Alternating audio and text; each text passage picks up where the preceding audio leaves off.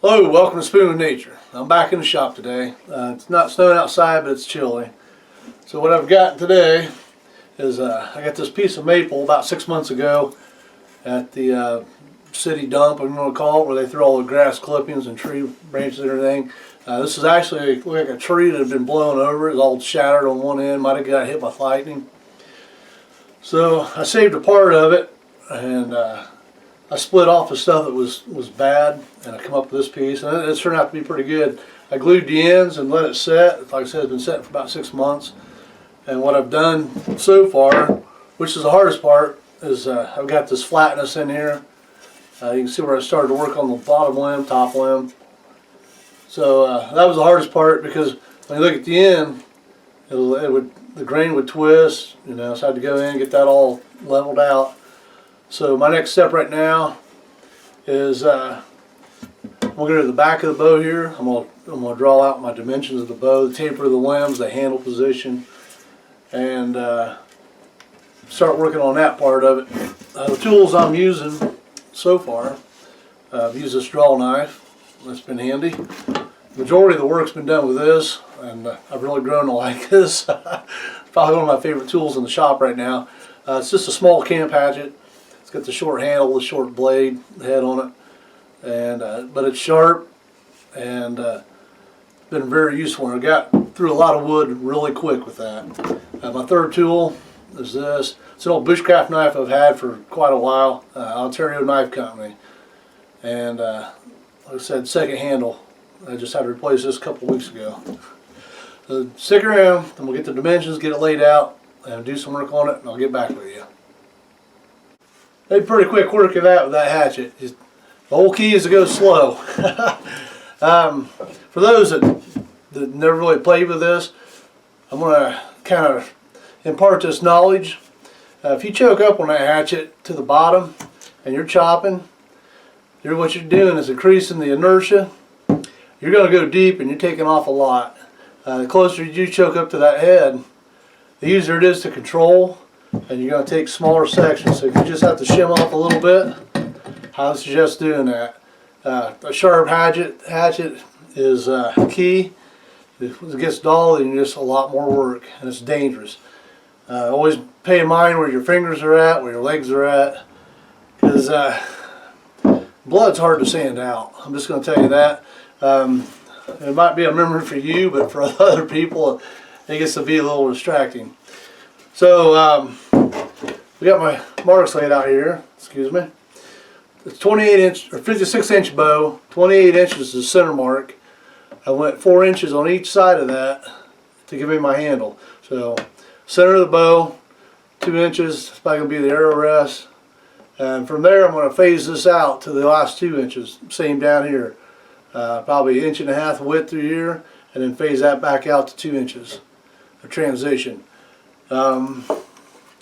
The limbs, I haven't got the limb tips done yet. They're going to be probably 1/2 inch wide, maybe inch, and then phase that out to the 2 inches. So the work is going to be done on this part of the limb. The tip, you want it to be strong, so if you get it too thin, it'll snap off. And the tillering is going to be the hardest part. This bow is already deflected a little bit. So we've taken off the belly of the bow, not the back. Belly, back. We're not touching this. This is the green sapwood. This is the drier heartwood of it. So for now, that's my measurements. We're going to continue and try to get an even thickness across this now. And then at some point we'll be setting the tiller. One thing to watch as I was doing this, I got a pretty good knot right there on the end. I'm not sure where that's going to come out. More than likely, it goes all the way through, so more than likely that's where it's going to break. 2 shots is what I give this bow right now. But this is all about the experience and the gain of knowledge. Behind me you can see a couple pieces here. This is crab apple, and I really don't want to tear into that until I have a better idea of what I'm doing with this. So if it makes it 2 shots, it was worth it. It's more about gaining the knowledge of how I'm going to do this and being able to read the wood. Like I said, I'm watching for this knot here because it goes all the way through the limb. And I got another one here, but that was not so critical because it's in a thicker part. It's into the riser. so not a lot of stress with this bad boy. Bet my money on that one. Nothing down here. I had a knot was in there, but it came out as I was working the wood. The grain is real interesting to see. The grain goes along and it goes up over that knot. So I'm gaining some knowledge here, and it's something I'm going to be able to keep with me. This is the first one. I'm sure when I get to number 35, it's going to seem so much easier. Right now, I'm just having a blast chopping wood out. So stick around. We'll get a little further on this, and I'll show you where we're at. Okay, so see here, I got the handle cut in. The limb is about a 1/2 inch. Tapers to 2 inches, and down here as well. This knot, yeah, boy. Just got to wait and see. I'm pretty sure that's where it's going now. Like I said, roughed in. So now I'm going to take the my knife. I'm going to scrape it and get these edges smoothed down, and then the draw knife, try to get it evened out a lot more. It's kind of encouraging because as I'm hitting it, I can see it. I can feel the wood vibrate. It's starting to get some flex to it already. That's a little scary, but that's what we got so far, and I'm going to try to refine it as much as I can. So, the old bushcraft knife. We'll see how it goes. Stick around. Okay, that's what we got now. You can see the handle section here. It's raised. Nice little taper there. A little out of wind yet. Back down here to the tip. It's only 1/2 inch wide, so I left that thick. I'll work that down as I need to once I start setting the tiller in it. Same down here. But like I said, most of your work is going to be done between that tip and that riser. Just right through here. So that's the critical part. Then with the knot, you'll see the spot here. Yeah, that looks like a wormhole that's gotten in there from something. A little closer there. So now I got that knot to contend with, and I got that wormhole. So if this limb doesn't break, I'm going to put this on the wall. That's all I'm saying. It's twisted, it's not straight. But we're going to set the tiller and give it a try. Hopefully get past 2 shots. Right now I'm just going to go back in and sandpaper and just get this really hard stuff knocked off. Dress it up a little bit.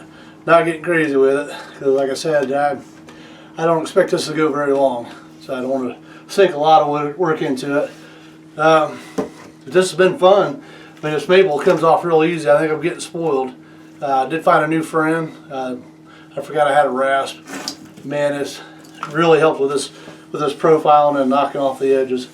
So get a rasp, get a hatchet, and a good butcher knife. That's all you need: rasp, hatchet, butcher knife.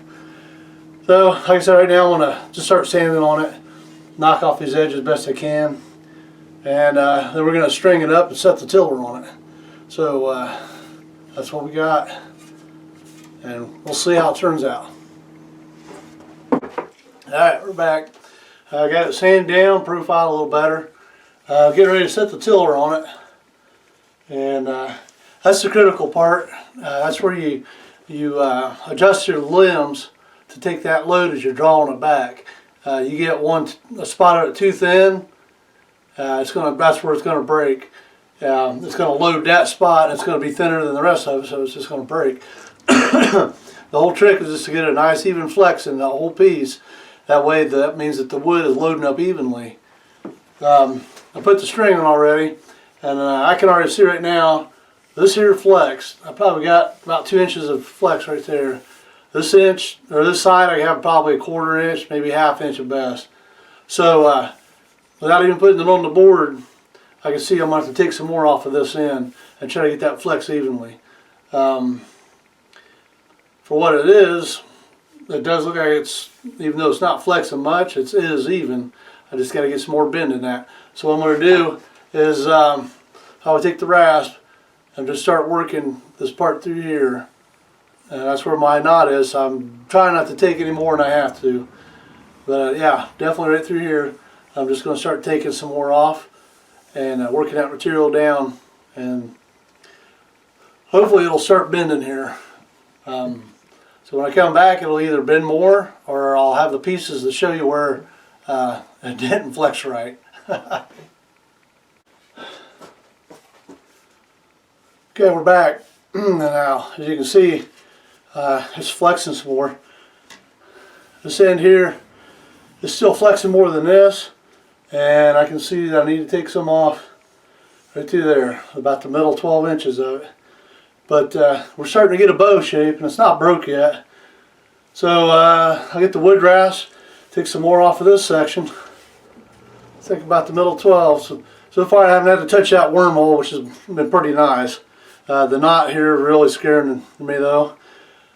So setting the tiller is a process, probably the longest process of it, but the most necessary and the most rewarding. And this is where this you're going to have a bow or a kindling. So you got to pay attention and go really slow with it. This is not a foot race here. This is not. So stick around. Well, that's what we got. I think it's a sugar maple. That's what the bark look like. Could be silver maple. But the bad news being on this that I heard the wormhole. When I was stringing it up, I heard a crack. So that's my telltale sign that this thing's about to break. I just wanted to share this experience with you. And I mean, we come this far with it on camera. So we're going to draw it back and give it the test before we go any further. I'm using paracord with the string.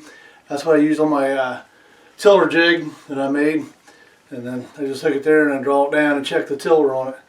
But pretty sure this is going to let go. This bottom limb looks pretty good. I wish I had both this side. Didn't see any of these imperfections until I started working it. So can't really get blamed there. Now I guess I could put a backing on this, but I really don't want to. I just like making the bow. So let's give it a try and see if it'll draw back or not. No promises. The whole key to doing this is making sure that you don't draw toward your nose or your lip. You want to keep it away from your bottom and draw that back. Keep that arm low. That's how bar fights start, and we don't want that. So let's just see how this thing does. Yeah. Oh, look at that. Let's see where that one was. Yep, right there. Got me a nice crack right across there. Well, so much for waiting and working. But let's just do it. Oh yeah, there it is. See that? So now we got to be a nice piece of kindling here. But a lot of knowledge. Now the best thing you can do with this is unstring it and try to figure out why it broke. And I still don't know. I bet on the knot breaking or that wormhole that broke right in the middle of them. So I'm not sure why. I didn't do any work on the front, but it splintered pretty good. I mean, it wasn't a clean break at all. Would have been a good bow. What we got on this side? Yeah, finished it off. Might have just been a really dry spot in the wood, but oh well. That's how the bow breaks, right? So now that I got that out of the way, I got a lot of knowledge to start on that crab apple, and I know what to look for and know how to shape this a lot better. That wood rasp, you need to go buy one. Those are awesome. I cut my work in probably half, easy. So I'm Gary, Spooning with Nature. Thanks for watching me break a nice bow that I made.